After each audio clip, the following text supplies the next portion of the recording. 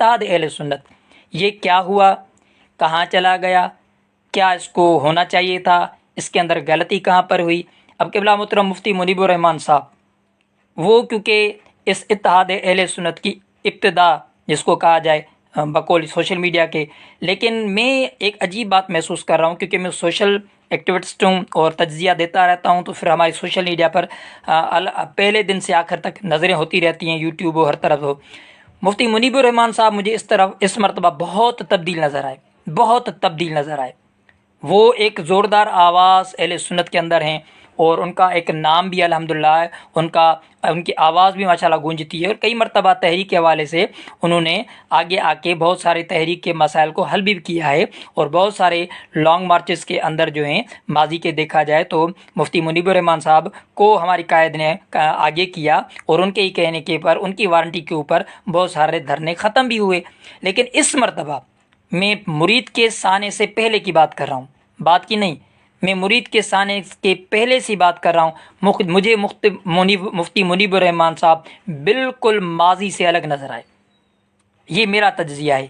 آپ المنیب پیج ہے ان کا فیس بک جو آفیشیل ہے، وہاں پر آپ دیکھیں تو مفتی منیب الرحمان صاحب مجھے بالکل اس مرتبہ تحریک سے الگ نظر آئے، یعنی وہ جو پہلا اپناپن ہوتا تھا لبے کے حوالے سے،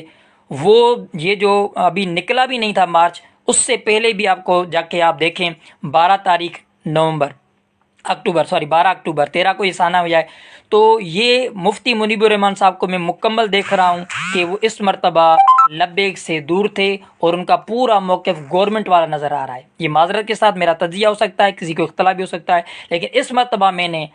لبیک کے جو یہ پورا کا پورا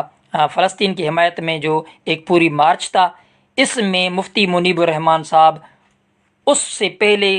سے لے کر اب تک وہ پوری وہی بولی بول رہے ہیں جو حکومت کی ہے۔ آپ ان کے پیج پر جائیں، المنیب کے نام سے فیس بک پر ہے، تو مجھے بڑا افسوس اور حیرت ہو رہی ہے کہ مفتی منیب الرحمان صاحب اتنے قابل اہل سنت کی ماشاءاللہ پہچان ہے، آواز بنے ہیں، اور لبیک پر کئی مرتبہ میں نے عرض کیا کہ انہوں نے، لیکن اس مرتبہ میں ڈس اپوائنٹڈ ہوں۔ میں پہلے دن سے مرید کے سانے کا بعد میں ہوا، میرا تجزیہ بالکل اپوزٹ ہے مفتی منیب الرحمان صاحب کے حوالے سے۔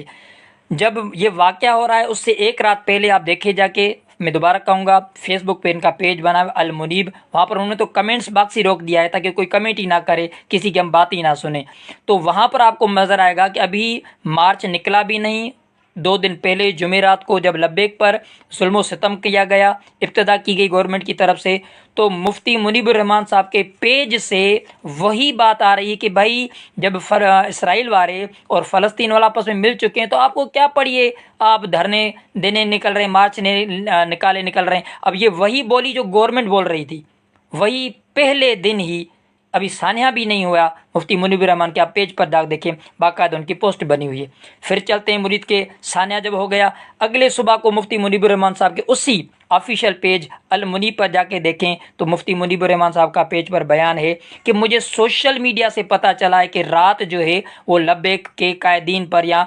جو مسجد رحمت للعالمین ہے اس پر کوئی حکومت نے چڑھائی کی ہے، یعنی اتنا اپنے آپ کو لبیک سے تحریک سے لا تعلقی بتا رہے ہیں کہ وہ اس اپنے پیج پہ لکھ رہے ہیں۔ آپ المنیب پر جا کے دیکھیں، مفتی منیب الرحمان صاحب نے لکھا کہ مجھے سوشل میڈیا سے پتہ چلا ہے کہ کوئی کل رات جو ہے وہ رحمت للعالمین پر مارچ سے پہلے کوئی اٹیک حکومت نے کیا ہے، میں کہہ رہا ہوں وہ یہ نہ کریں۔ پھر چلو دھرنا چلتا گیا۔ اب جب ظلم ان پر پہلے ہی ڈال دیا گیا تو ظاہری بات ہے انہوں نے پھر جمعے کے دن مارچ نکال دیا۔ پھر جب مارچ کرنے کے بعد جس رات کو یہ آپریشن ہو رہا ہے، اس رات 13 میں جا کے آپ المنیب کی جو ہیں وہ ذرا پوسٹیں چیک کر لیں، وہاں پر بھی واضح طور پر نظر آ رہا ہے کہ مفتی منیب الرحمان صاحب جو انٹرنیشنل لیول پر فلسطین اور اسرائیل کا موقف ہے، اور جو غیر ملکوں کے اندر یا اپنے مسلم ممالک کے اندر انٹرنیشنل چالیں کھیلی جا رہی ہیں، وہی سیم الفاظ آ رہے ہیں کہ بھائی جب ٹرمپ جو ہیں اور اسرائیل جو ہیں وہ اور فلسطین آپس میں راضی ہو چکے ہیں تو آپ کو کیا پڑی ہے، آپ کیوں نکل رہے ہیں؟ یہی بولی گورنمنٹ بول رہی تھی، حالانکہ دنیا میں لاکھوں لوگ اس وقت بھی فلسطین کے حق میں نکل رہے تھے، تو پھر یہ کیا چیز ہے؟ حالانکہ وہاں معاہدہ ہو چکا تھا، اور معاہدے کی حقیقت آپ جاننا چاہتے ہیں تو میرے یوٹیوب پر جائیں،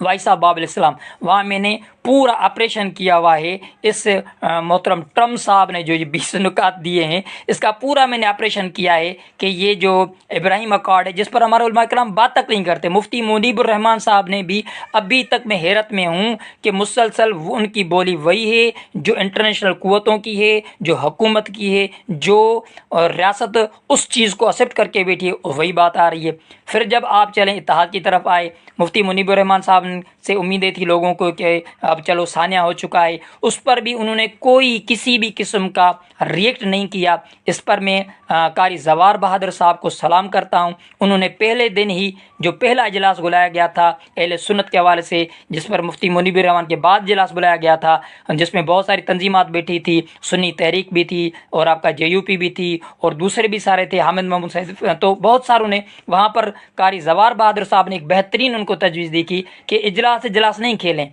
आप पूरा का पूरा इस वक्त गवर्नमेंट जिस मूड में बैठी हुई है, आप जो हैं कोई उनसे मुज़ाकरात ना करें, बल्कि आप एक शटअप कॉल देकर और निकलें। फिर देखें जब आप इनको मजबूर करेंगे तो फिर आपकी सारी बात मानेंगे, अगर आप ऐसा नहीं करेंगे तो फिर आप मजबूर हो जाएंगे। और वही हुआ। तो फिर आपने देखा कि पूरी की पूरी अहले सुन्नत जो है वो सिर्फ लाताल करके बैठी लबैक से, और उस तरह नहीं निकली। तो फिर उसका रिज़ल्ट फिर आगे चल के लोगों को इसी इत्तेहाद अहले सुन्नत की बड़ी उम्मीद थी कि बड़ा इत्तेहाद होने जा रहा है। मुफ्ती मुनीबुर रहमान साहब जो हैं वो इत्तेहाद के लिए बड़ी काविशें और कोशिशें कर रहे हैं, लेकिन मैं पहले दिन से ही मुतमईन नहीं था, क्योंकि मुफ्ती मुनीबुर रहमान साहब माजरत के साथ हुकूमत वाली बोली बोल रहे हैं, इंटरनेशनल कुव्वतों वाली बोली बोल रहे थे इस मरतबा। इसीलिए उनके पेजेस पर आप जाके देखें तो इसीलिए मुझे कोई उम्मीद नहीं थी कि ये कोई इत्तेहाद अहले सुन्नत बनने जा रहा है, बल्कि आप मेरे इस पेज पर जाएंगे, मेरे पीछे पोस्टों में, तो मैंने इसको इत्तेहाद अहले सुन्नत नहीं, मैंने इसको कहा था कि ये हुकूमती छतरी के तहत इत्तेहाद अहले सुन्नत हो रहा है।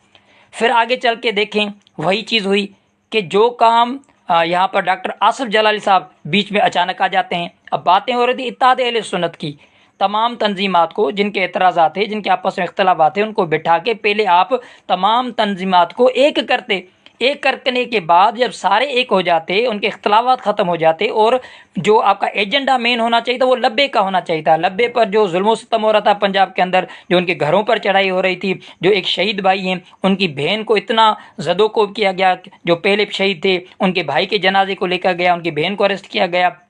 तो फिर उनकी और रोकने के बजाय आप मुसलसल इजलास करते जा रहे थे। तो अभी तक तमाम अहले सुन्नत में इत्तेहाद भी नहीं हुआ,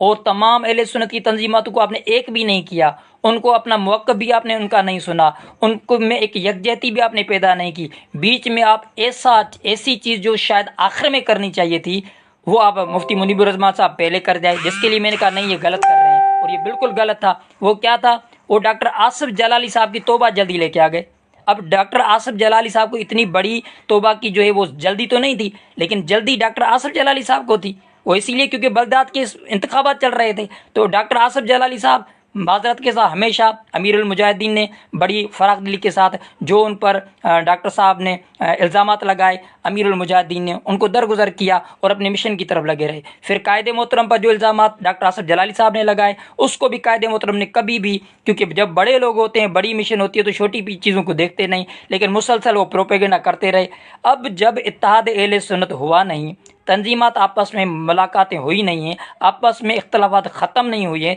तंजीमों को आपने एक नहीं किया, आपने फ़ौरन वो काम किया जो लास्ट में करना चाहिए था मेरे मुताबिक। वो क्या कि आप डॉक्टर आसिफ जलाली को तौबा कराने पेश कर दिया। अब इत्तेहाद हुआ नहीं, यही तो फिर मैंने कहा ये आपने इत्तेहाद अहले सुन्नत के बजाय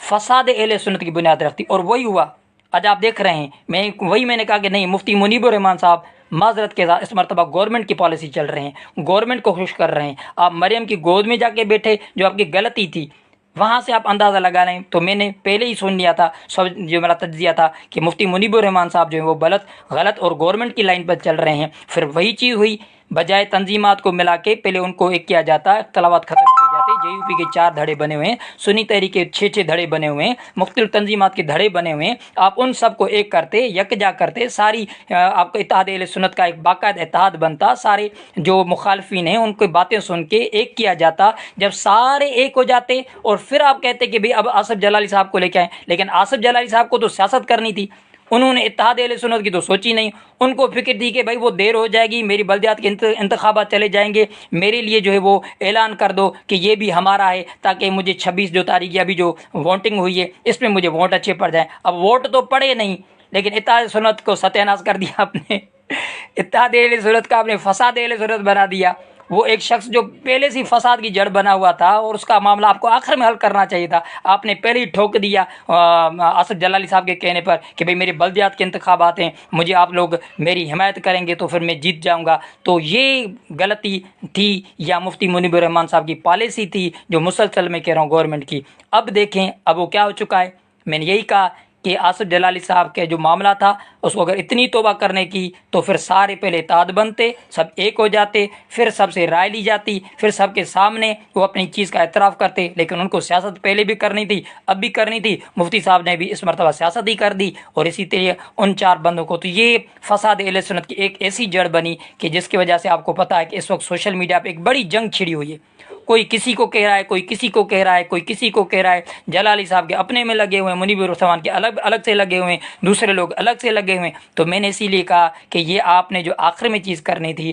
آپ نے اتحاد اہل سنت کو فساد اہل سنت بنا دیا۔ وہ جو امید تھی وہ میری نظر میں ٹوٹ چکی۔ پھر اس سے لبیک کی مشن کو بھی بڑا دھچکا لگا، تو پھر میں اسی لیے کہا کہ جو لبیک کے قائدین ہیں، جو شورا ہے، وہ اس وقت پی ٹی آئی کی طرف ایک ہو چکے ہیں، اس کی طرف موقف رکھ کے بیٹھے ہوئے ہیں، اور اس وجہ سے کہ انہوں نے کہا نہیں، اپنوں میں کوئی دم خم بھی نہیں، یہ وہی اپنی جنگوں میں لگے ہوئے ہیں، وہی ابھی 1.5 انچ کی مسجد کے چکر میں لگے ہوئے ہیں، اور پھر اس کا نقصان بھی ہوا۔ دیکھیں نا، میں نے کہا کہ اگر آپ بآواز بلند ایک ہو کے پھر جواب دیتے، اس وقت آپ کو پتہ ہے کہ درود و سلام پہ پابندیاں لگ رہی ہیں، مسجد نبی کے ختم نبوت کے بورڈ اتارے جا رہے ہیں، مسجدیں بند کی جا رہی ہیں، اور پھر کیا کہہ رہے ہیں کہ بھئی چلو لبیک کی آپ بند کرو، ہماری نہ بند کرو۔ یعنی لبیک کو آپ نے پہلے دن سے الگ کیا ہوا ہے، اور لبیک کو آپ اہل سنت سے نہیں سمجھ رہے، تو پھر لبیک کو قائدین بھی تو پیچھے بیٹھ کے دیکھ رہے ہیں، پھر وہ آپ کو کیا، اسی لیے انہوں نے کہا کہ ٹھیک ہے، پھر آپ لوگوں نے 1.5 ماہ کے اندر ہمیں نہیں کیا اپنا، تو ہم پی ٹی آئی کو اپنا کر لیتے ہیں۔ بھائی مخالفین میں ہیں لیکن اب تک وہ ہماری باتیں کر رہے ہیں، ہر پلیٹ فارم پر انہوں نے ہماری حمایت کی ہے، ہر پلیٹ فارم پر ہماری جو ساتھ ظلم اور زیادتی ہوئی ہے اس کا انہوں نے ماضی کو بھلا کے آگے چلیں، تو ہم بھی، تو مجھے یہی چیز نظر آ رہی ہے۔ تو اس وقت میں نے عرض کیا کہ اہل سنت کا اتحاد جو ہے وہ تو پارا پارا ہوتا ہوا نظر آ رہا ہے، کوئی اتحاد اہل سنت کی مجھے امید نظر نہیں آ رہی۔ ہاں، جب تک لبیک کو آگے کریں گے، لبیک کے معاملے کو آگے کریں گے، اور پھر ایک پلیٹ فارم کریں گے، لیکن اس وقت معاملات بہت ختم ہو چکے ہیں۔ ہاں، اس کا حل میں یہ دینا چاہتا ہوں کہ اس وقت اگر اتحاد اہل سنت کرنا چاہ رہے ہیں، جس کو مفتی صاحب نے یہ جو بیچ کا معاملہ ہے ڈاکٹر آصف جلالی کا بیچ میں لے کے اور اس کا اتحاد اہل سنت کو فساد اہل سنت بنا دیا ہے، اس کی جگہ پر میری اب بھی خراب معاملات میں ایک تجویز ہے، کیونکہ میں صرف باتیں نہیں کرتا، تجویزیں بھی دیتا ہوں، اور تجویز یہ ہے میرے